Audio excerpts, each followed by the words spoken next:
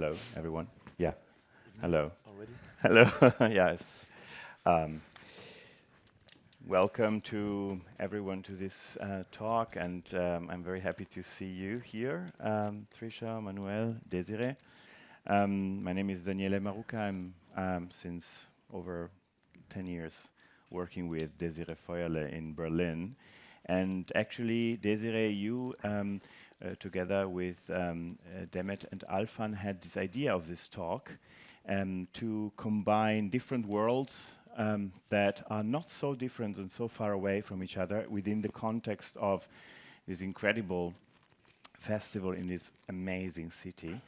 And since the title, or the very big question that we have all been asked, what is really real is actually the golden thread through all the activities. Actually, one of my personal answer to moderate this talk is that emotions are real, and that they are real for us. They are the one thing that make all human beings sort of live in this world in similar ways, because we actually perceive also through emotions. And to quote an incredible woman who just left us, Jane Goodall, actually emotions are also our connection to the animals and to nature. And I think they are incredibly important in the context of the arts. And being within a context that has been founded on the basis of the vision of Désiré around something that one cannot really compare to what the standards of museums linked to design, the design of exhibitions would offer. I think it's an incredible opportunity to have Tricia and Manuel to speak about how in these two incredible institutions that you are directing, some of the aspects that are solved in a different way in the Feuerle collection, and then we will talk about it, are actually handled. So cinema, film is one of the most powerful languages in nowadays society, creating emotion and also analyzing or presenting emotion. So the relationship between filmmakers and film directors, actors, and the public is so holy, but also so invisible and so strong that I think it's great that you will help us to talk about this, Tricia. Thank you so much. And I mean, as an art historian, and I must say as a museum director, I admire your work immensely, Manuel, and I think what you achieved in the over 10 years, I think now almost 10 years of your presence there as a director of one of the, I would say, one of the most significant new projects, museographically and museologically, of the whole world. The Louvre Abu Dhabi will be one of the references, big references also for the students in the future for many, many years to come. So this idea was to understand how, on the one hand, Tricia is directing the International Berlin Film Festival. You are there since April 2024. You've been in London before. You will tell us something about it and how emotions play a role in your project, but also how Manuel, and in this incredible project in Abu Dhabi that is a universal museum, but not only that, and is connecting so many worlds with each other, is dealing with the challenges of every day for an international museum like yours, but also with emotions. So that's something. There are those things that actually remain in everybody when they visit a museum, and then they go to their homes, so their work, their lives, and everything that happens in their daily life. And Désiré, you have created a total work of art.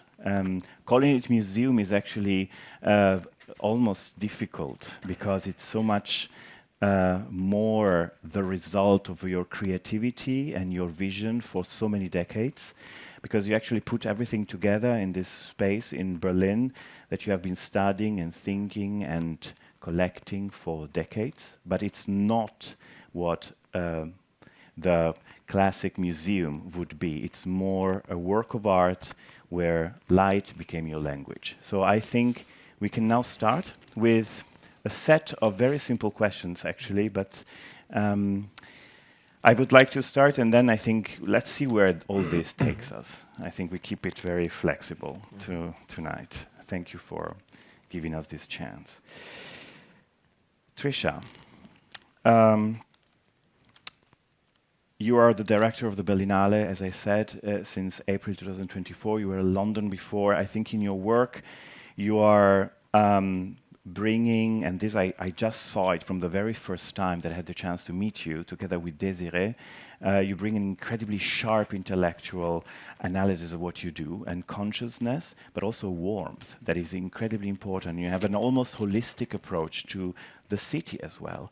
Can you tell us something about how you see the Berlinale now in Berlin? Thank you.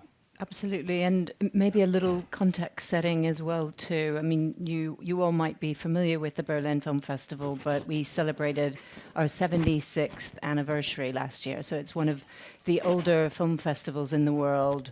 Really august history. The legacy of the festival is immense, with filmmakers who've won our main award, ranging from Mohamed Rasselov to Paul Thomas Anderson to Lou's godmother, the beautiful Agnes Varda. And really, it's such an interesting space. We are both an industry festival. We run a huge marketplace of 20,000 international professionals who come together in February every year from over 160 countries. But we're also really pretty uniquely bringing together an industry festival with a very, very public audience festival. So last year, there were nearly 350,000 admissions. Wow, amazing. Which is huge. I mean, and the festival itself has been very shaped by a number of things. I mean, one of them is that the festival was created as a post-war sort of reconstruction project that was about bringing together cultures to communicate through art and to understand each other through art. But also, and that very much is in the DNA of the festival that we run now, but also what I love about the festival and what I've really tried to understand coming to the festival is how much of the city is in the DNA and the personality of the Berlinale. So it's a city that's full of, even in the last 100 years, some terrible histories, and also some beautiful histories. You know, some of the artists who've emerged. We operate our market out of the Martin Gropius Bau and Bauhaus, the cinema of the Weimar Republic.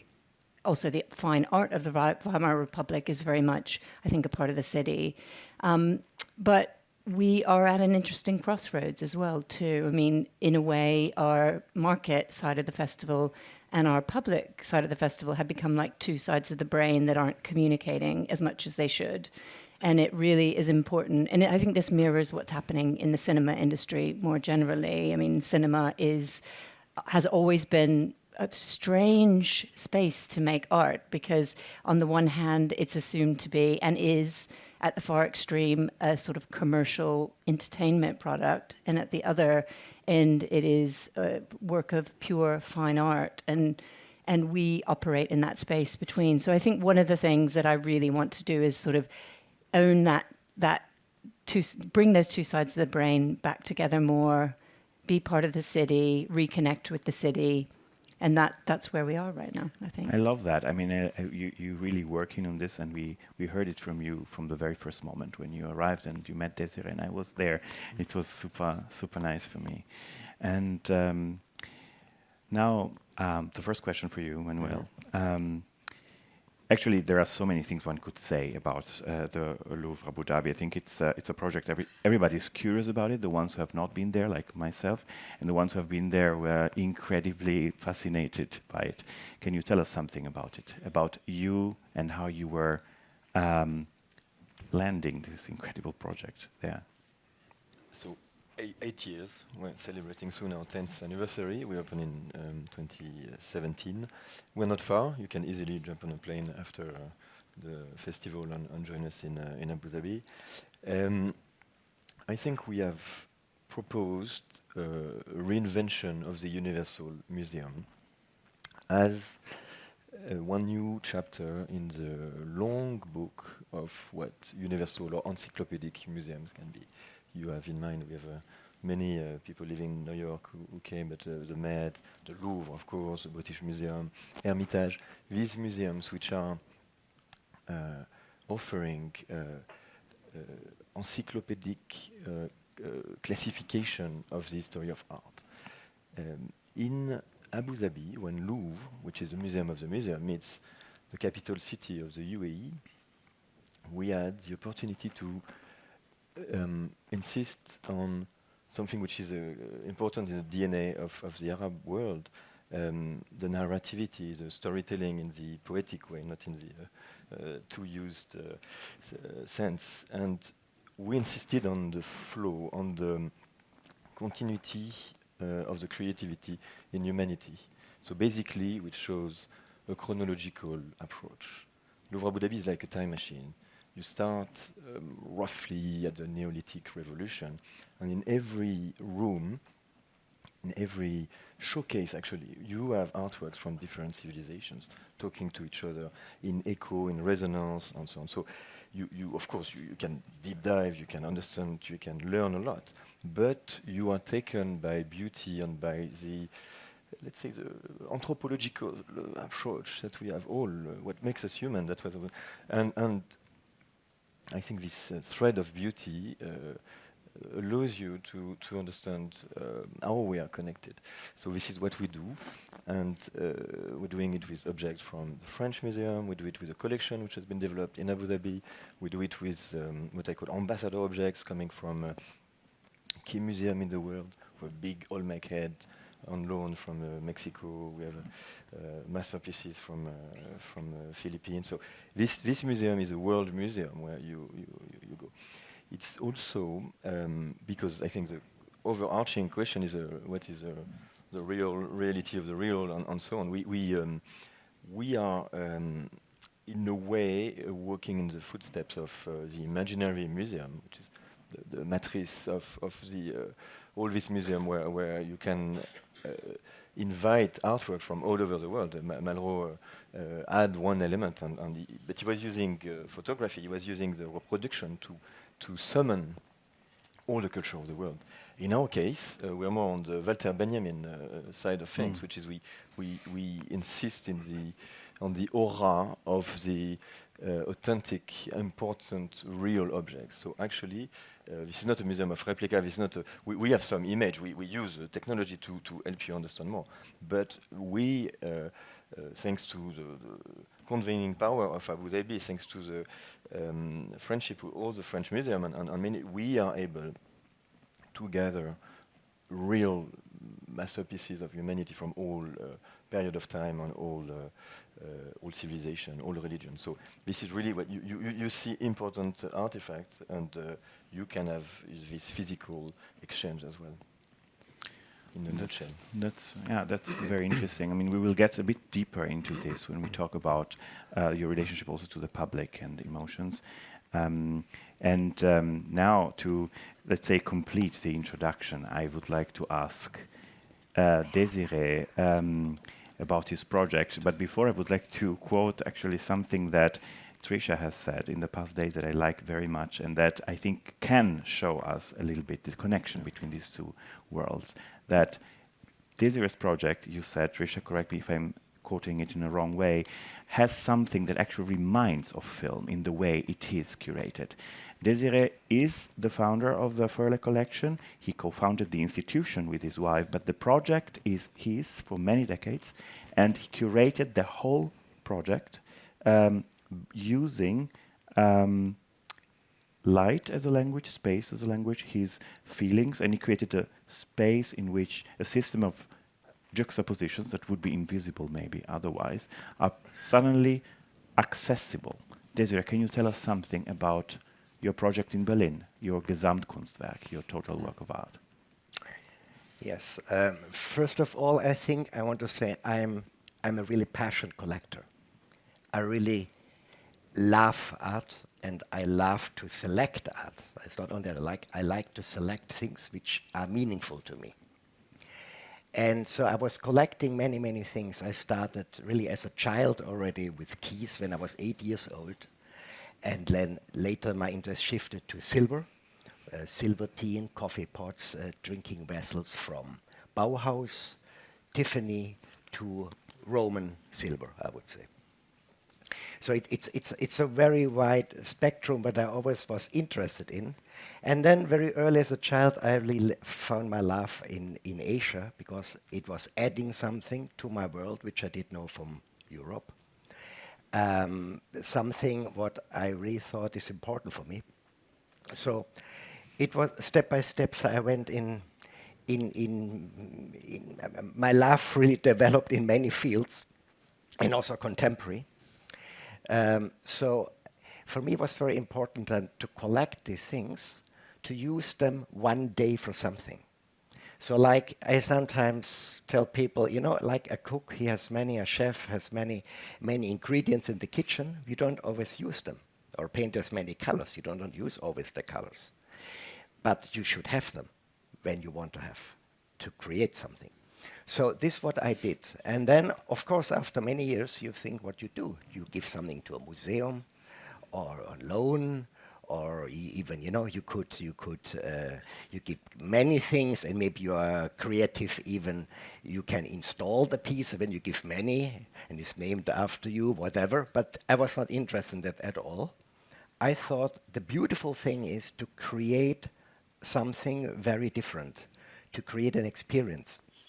So I looked for the right building. It could have been many buildings, but by chance, I have to say really by chance, it was a bunker. It was a telecommunication bunker. And what I liked on it is the roughness. It's a very rough building, but it's a beautiful building in a way. And with the decadence, I really think it is very beautiful. I see really beauty in the crack of the ceilings, in the cracked floors, and in the massive way how this brutalist building is. And this attracted me to show very fragile, very fine, very sensitive pieces, because I love sensitive things. But the contrast is very attractive to me. So when I was thinking about all, when I saw it, I thought this is an incredible building.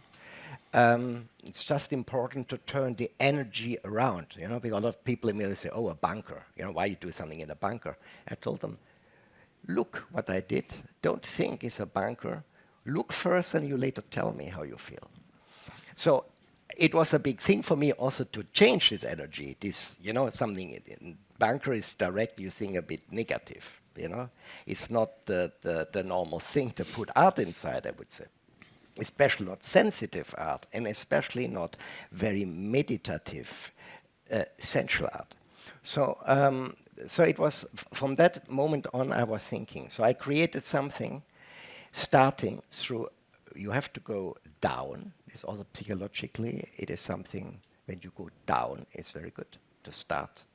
And through a small room, I changed the entrance to a small room where you hear music by John Cage.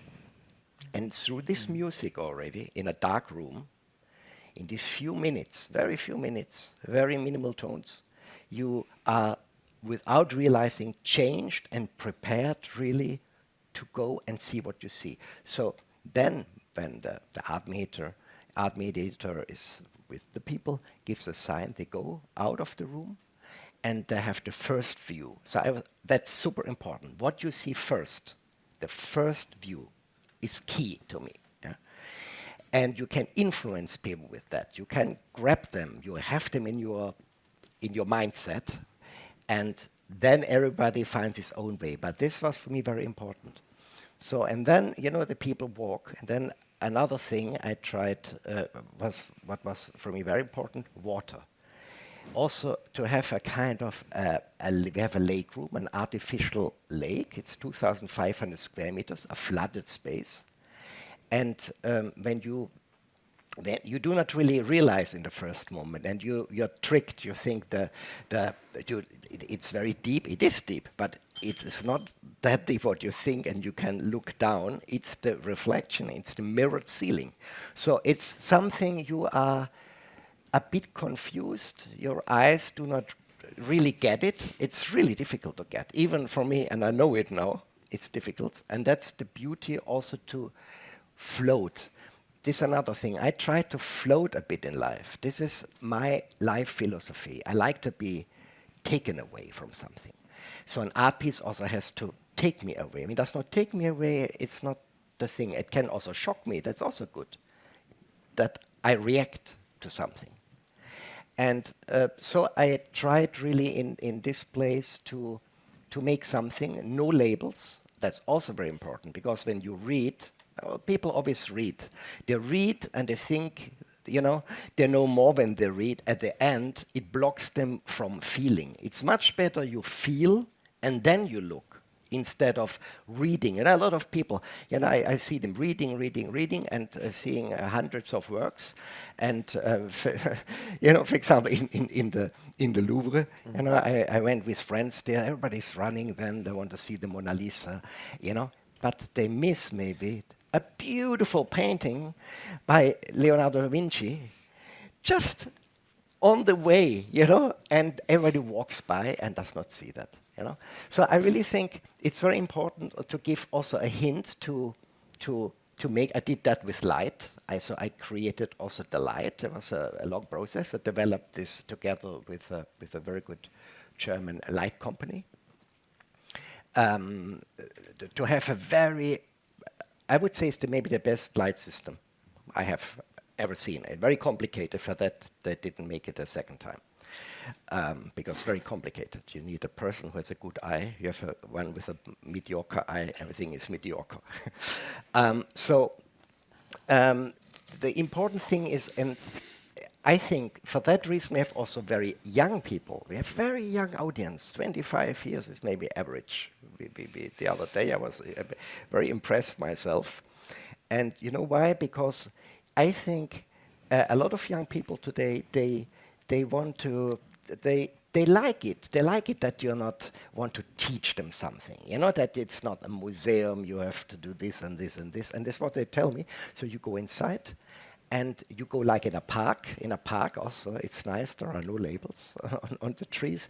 So I think it's another experience, and it's beautiful. And as I hear from many young people, they said it's a cool place here. They don't say, they do not even know maybe, but the third time they come, maybe they ask, what is this? What is this? What is that? And it's a beautiful process, I think, to get connected with art, and through that you maybe like something which a person would have been not thought before about.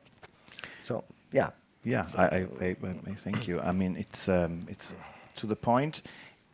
The experience is very important, and emotions. And actually, now going back to Tricia, what role does emotion play when you curate a program? It's the starting point, I think. For me, it's not the end point. I think great cinema has a holy trinity of the heart, the head, and the soul. And the greatest filmmakers really do hold all of those things in tension. And I think some curators possibly start from the head, but I think heart, partly because I've always worked for public festivals, and it's about bringing people into cinema. In a way, I mean, while curating for a film festival is also curating, and it has a relationship to the work that Manuel and Désiré do, it's different also because we are responding to the new films that are made, and the films, we view the films as individual pieces and respond to them and invite them, not because they have a relationship always, sometimes, but not necessarily because they have a relationship to the other works that we've invited. And it's only later in the process, when you get 2/3 of the way through curation, that you start to really see the shapes and maybe also respond to the shapes even more. But I think we always start with emotion, because that is a lot of people go to the cinema, and I'm drawn to the cinema and always have been drawn to the cinema because it makes me understand the world that I live in, and it opens up. You asked as well about the invisible when we were talking about this session, and I think the really, really great filmmakers have a way of making what is invisible visible to us in a way that actually changes the way that I see the world after I've seen that film. And we're always thinking about this. But that's a very emotional, I think, response to cinema. I mean, it's a very complex environment, I must say, just for all of us. I mean, we are trying to create something in 40 minutes that would require a much longer time, but it's a very complex environment, the one in which you work. There are so many layers in the audience, in the juries, in the film teams, and all viewpoints are important, and I have the feeling that to you they're all important, and this is really what you work around. Can you maybe explain what you're doing actually now, this putting everything together? Yeah, you're right. I mean, I'll do it very briefly, but Yes. it is very complex because, as I mentioned before, we have an industry function, and I take that really seriously. I don't really care about the end of the industry that, you know, as Martin Scorsese said, the sort of theme park, and I might like to go as a spectator, but that's not where I work.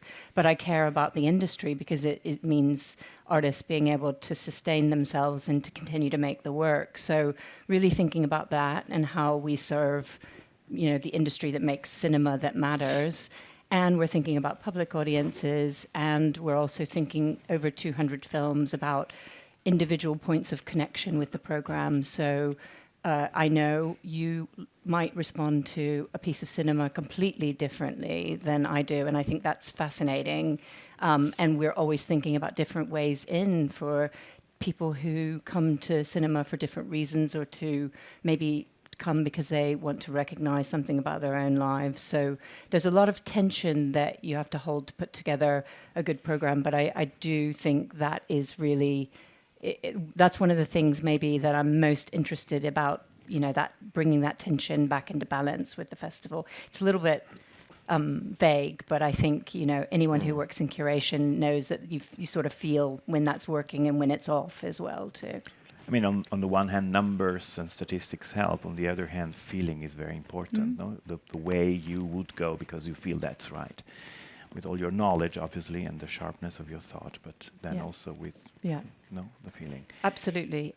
And I was just going to add that I think, like most sort of museums or gallery spaces, it's like I don't curate everything myself. I watch many, many, many films, but I also have a team of probably nearly 100 people who contribute, because we watch 8,000 films to get to the final festival, and I love that the prism that's created when we all bring different perspectives on the work. I think that's one of the real privileges of curating for a film festival as well too. I mean, there's a very high degree of identification of your team with your institutions, as I can tell you, as somebody who lives in Berlin has observed this and knowing your team. I think that's very well done. And Manuel, I had the chance in the past years to be once in a panel with Juliette Sanger, I think. And then one of the discussions actually leads to our next question, and it's very linked also to what has been said before, and especially what Tricia said. It was about how to win new audiences. I mean, Désiré is welcoming people, especially the young people, as you also said, into his world, and they discover maybe also themselves, but secret things about you just by watching how you curated it. Juliette said back then it's actually a very complex work you're doing in the Louvre with the audiences, and how to secure future audiences as well. Now I turn it into the question, what role does feeling play for you when you organize this at the Louvre Abu Dhabi? I think there are huge range of feelings with an S when you enter such a place.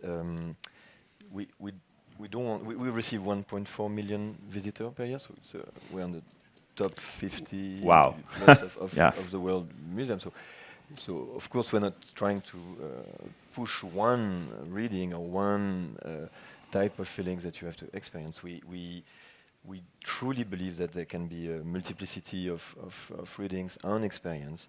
What we would offer to everyone, I think, is driven by beauty, by this universal perception, understanding of beauty, even when it is the otherness. We can recognize, and all these objects have been selected, they survive through times because they have been loved, because they have been cared about. So these objects, from the oldest of time up to now, have this resonance. So I think this is part of the feeling that anyone will experience in our galleries. There is something also very strong in this globalized world, in a very cosmopolitan city like Abu Dhabi, which is due to the feeling about the identity.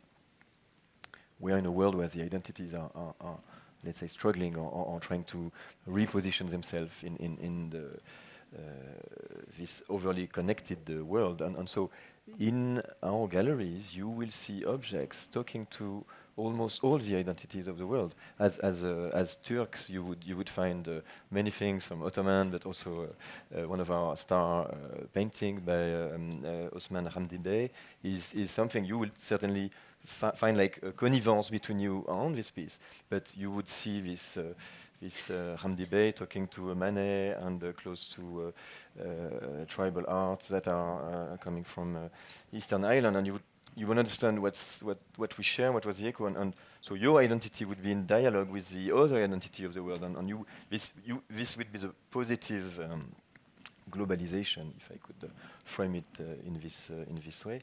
So we have that. We have a room where you have a Torah, a Bible, a Quran, and some sacred text, Sanskrit. So people enter this room. The light is very dimmed to protect the artworks, and also a little bit of scenography. But there is an emotion. There is something moving to see this in full respect, without saying one religion is better than the other, but that we share this aspiration to spirituality, and that it has driven some of the most important form of beauty as well. So I think this is where feelings are everywhere in our museum, and we use them to connect us. I was Stefan, you give me the desire to share anecdotes, because that could be my closure on this. We receive groups all the time, of course, and one day I'm receiving a group of, we say, people of determination. They were blind or having difficulty to see, and I'm trying to explain Louvre Abu Dhabi to someone who cannot see. Old Emirati, he wanted me to introduce a French lady to get married, but we were jokingly talking, and I was trying to explain the universal message. I was trying to explain this incredible architecture designed by Jean Nouvel, which is a huge dome of 180 meter diameter, filtering the light. So it's like a Medina city, like a museum which is made of little houses. The rooms are houses connected. We're on the sea on all sides. You have Moucharabieh. You're really in a contextualized architecture of something which is totally in its territory, totally modern, totally, but at the same time a place of pleasure. And I was trying to explain the rain of light. So trying to imagine now to explain the sun which is going through 8 layers of metal to get this physical feeling. So I was talking. He was joking, and at one point, the sun touched his skin, and he moved, and then he understood. I was almost crying, literally. Wow. Because I was trying to explain on the sensorial approach that is in all museum directors' minds was happening with someone who couldn't see. And he was understanding how the full structure of the Louvre Abu Dhabi was working to welcome you and to treat you, to prepare you for this emotion of beauty. So, that's beautiful. Thank you very much. I mean, we are all actually in an environment that is very young. Actually, if you think museums are coming from the 19th century in this form of as a house open to a public and not only to private collectors, cinema. I mean, it's very young. Désiré, actually, your project, I would say, is the youngest in some ways, because you open this gate between cultures, and you give this chance to pass through this gate, through times and cultures and geographic regions. And actually, you told me something when you visited, after you visited the Louvre, that you liked a lot seeing Leonardo da Vinci in the Louvre Abu Dhabi. Why? I just have to add, we don't have any time. I don't know if these last minutes are for the questions. So I'm very sorry that we cannot put all these incredible things so quickly together. Maybe you can give a quick answer, but thank you so much for this. Yes. When I was in the Louvre Abu Dhabi seeing Leonardo da Vinci,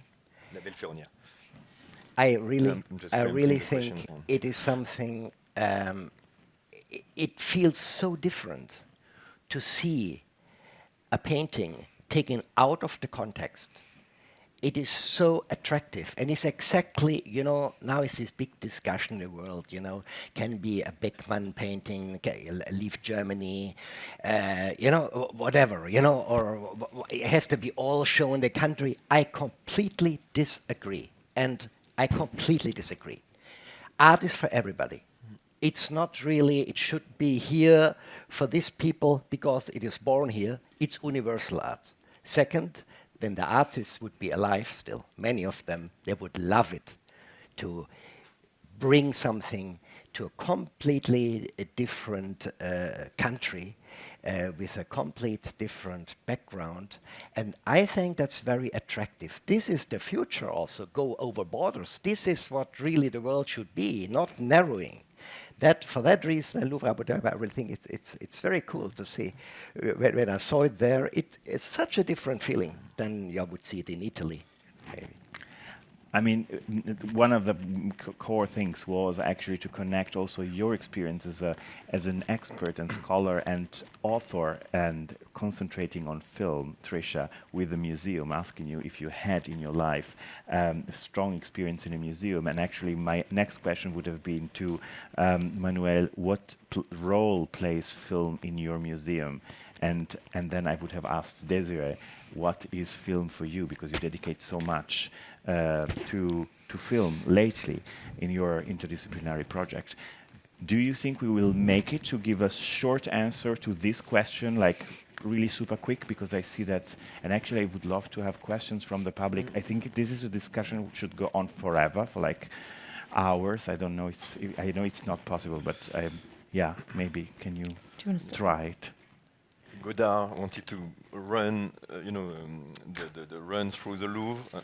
We're doing the opposite. First, we want to take the time, and no, we show cinema in the evolution of the history of representation and history of art. So you have acceleration, print, coins, multiplication of image, photography is definitely a rupture, and cinema is another of this rupture, which is everything is changing. The people at the time don't see, but they understand something is happening. And so all the questions that we have about AI, I think is the same. The next room that we need to build for Louvre Abu Dhabi will be, what is the impact of this? So this is how we put cinema as a multiplication of image on access to image. Great answer. And I will speak true to form as somebody who loves cinema, and I think an exhibition that really made a huge impact on me was Oliver Ellison's Turbine Hall at the Tate, the Weather Project, because it was incredibly cinematic. It was a collective experience that I was having with everyone in the room, children rolling around on the ground, seeing themselves in the light, and really magical, really spiritual experience that made me feel like I do when I see those moments where a filmmaker like opens up the curtains to show you something that you haven't seen before. So great to see through your eyes. Yes, I mean, film, for me also, film is very important. For that, we're adding it more and more. I try to add more in the museum to look at it also more as an art piece, because it's not considered art, but it can be an art piece. And many beautiful movies are art pieces. So I really think it's very important. And, and also the language, when an art piece, you look at it, and you can think whatever you want. About a film, I would say the person who makes this film, he has a very clear vision. You can go into it, but it's very interesting also. I like that very much, this as a different thing. Great. I mean, it's Q&A time. We wanted to actually ask to all of you what is really real, but I think we will leave it like this, no answer. These And people. now we will ask the public if they have questions for these champions.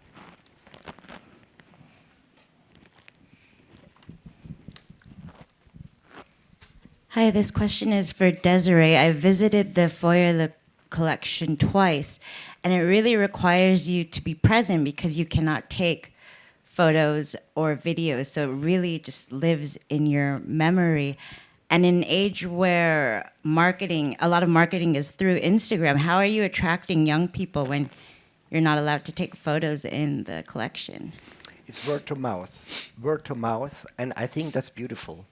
You know, especially in our time, I think it's beautiful that certain things are not exploited from maybe bad photography or bad video, because many things are bad and they transport the thing in the wrong way.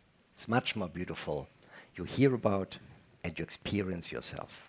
I think it's beautiful to offer this also today, this way. We also call it a smartphone detox as an experience.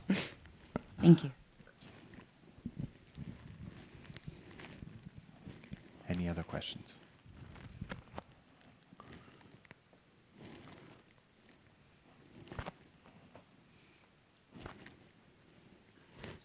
I also have a question for Désiré. I visited the museum and I absolutely fell in love with everything you're doing and seeing your passion and how your passion translates into every inch of the space.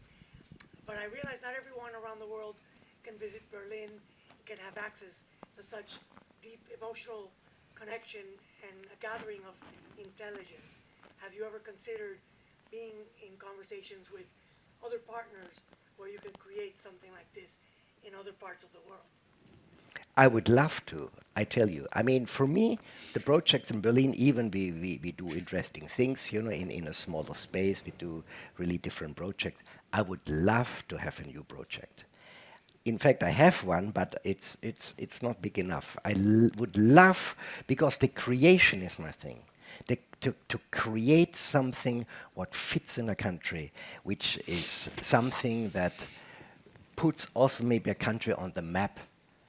You know, I really think there are not many places in the world at all, and many things could be improved, and I would love to do that. Yeah. Any further question? Can I do the devil advocate? I love that people are taking pictures in my museum. On the contrary, they take a bit, they interact. I understand it's a process to be a cleansing of, and you're absolutely right to propose this as an experience ultime of doing it, being there and like a performing art when you need to commune. I love that people are taking bits of ours. There are places in the museum that we didn't explore that much, and we discovered that we became extremely important for the Chinese visitor because there was one angle which was used in so I have people who came to Louvre Abu Dhabi because they got a glimpse of what it was through this appropriation, which is still a connection and a desire to share. So I love what you said on the Instagram, which is maybe this bottle that we throw. So if it is the only way that you look, I think it's a mistake. If it is an attempt to save something of your interaction, like a personal note and so on, I think it kind of a value. I want to say something. Yeah. I agree with you, but for example, in our space, or when you go in a church or something, it disturbs me when people just make photos. It disturbs the others. It's not about it brings an atmosphere inside which is not a good one. It's disturbing feelings. I mean, joining this project for like on a daily basis, I would just like to add something because it sounds like so categoric and so strict. It's actually part of the experience, and Désiré has conceived it like this. But we have some exceptions, meaning that this, what you're describing, is also for us very important. We have, for a small museum, a quite strong Instagram community. And for instance, what Désiré said, there's a program Désiré curates with performances, True. concerts, and temporary exhibitions, and those environments, we use the story on Instagram, not, let's say, but we actually give the chance to people who have a picture of that event, even to be present on our platform. So we also appropriate what they did, and we like it as well. But it's regulated somehow, because in Désiré's design, it wouldn't make sense. People, like. I was teasing for the pleasure of being. Yeah, no, I love this. I think that our institutions, from the film to Désiré's project to Louvre Abu Dhabi, are places where you can learn how to decipher the image, which I think is what we need when we are all carrying one or two devices which are bombarding us with images. And so there are a few places, there are a few